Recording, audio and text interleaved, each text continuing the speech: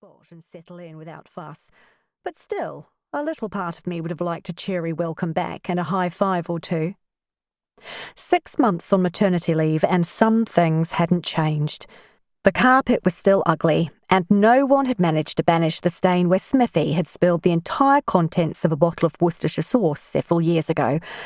That probably contributed to the slightly funky smell of the place, along with Otto's running shoes, which were stashed under his desk in a gym bag that predated the Bee Gees and hadn't been washed since then either. Oddly, both of those things were comforting.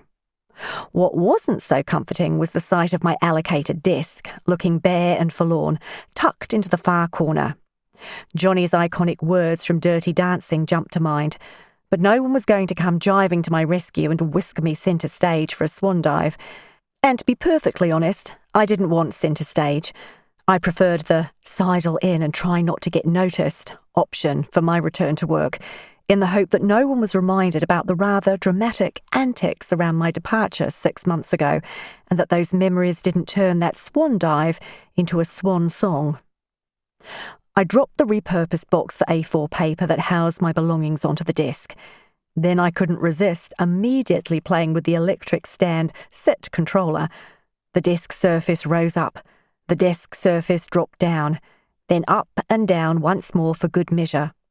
That itch scratched, I pulled out of the box the ponytail palm that had survived 6 months at home under my care and placed it on the front right corner, creating a definitive border to my realm, and hopefully providing a visual reminder to prevent my annoying habit of taking my hip out on the edge of the desk.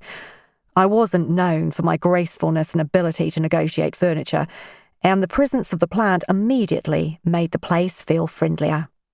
Next, I pulled out my world's most average mum mug, a gift from my charming partner, and the packet of Dilmah tea bags I'd purchased specially for the occasion. Call me a tea snob, but I wasn't about to drink the rubbish they provided in the kitchenette. Some standards had to be maintained. I opened my drawer to tidy them away and smiled at the sight of a bag of Whittaker's Hokey Pokey mini bars greeting me, a present from Sonia, no doubt. Bless her. She understood that every girl needed an emergency chocolate supply. The next things out of the box were my pencil case. I wasn't prepared to risk a stationary emergency, and my lunchbox. The whole lunch thing gave me a chuckle. Paul had insisted on making it for me this morning, but said I wasn't allowed to open it until I got to work, partly because he didn't trust me not to channel my inner hobbit and eat lunch as second breakfast, and partly because he took great delight in creating surprises for me. It was one of his more endearing qualities, and as it meant I didn't have to get anything else organised on top of myself and the kid this morning, I'd been happy to indulge him. I popped open the lid on the Kitsch frozen-themed tin, a gift from Maggie, and clapped happily at the items before me. There was an egg sandwich, cut in half diagonally, and with what looked like a ridiculously large yet perfect egg-to-bread ratio. There were even bits of chive in evidence. Awesome.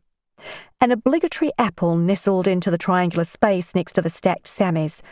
I laughed at the cupcake clearly purchased on the slide from New World. On my last day of work before maternity leave, when I was looking rather rotund, he'd sidled a pig cupcake into my lunchbox. This one was a cow. Cheeky bastard. That reminded me. I reached into the box and pulled out the breast pump. I hadn't quite figured out where I was going to sneak off for some privacy to relieve the inevitable boulder boobs later in the day. Hopefully the family room would be free when the need arose. Even thinking about it caused that unsettling, tingling feeling in my breasts where I wasn't sure whether the contents would remain on the inside or whether the breast pads were going to prove their worth. The natural progression of that train of thought was wondering how the wee poppet was getting on without me. In an attempt to make the transition back to work as easy as possible for everyone concerned, Paul had taken this week off to be with Amelia before she started at daycare next week. We'd see how the whole mama isn't there thing and the bottle and breast pumping thing went, and if worse came to worst, he could bring her down to the station for a feed. Part of me was hoping for the latter, because, to be honest, I was missing her already, and it wasn't even 9 a.m. yet. This wasn't going to be easy. Chapter 2. It must have been a slow day on the crime front, which was always a good thing.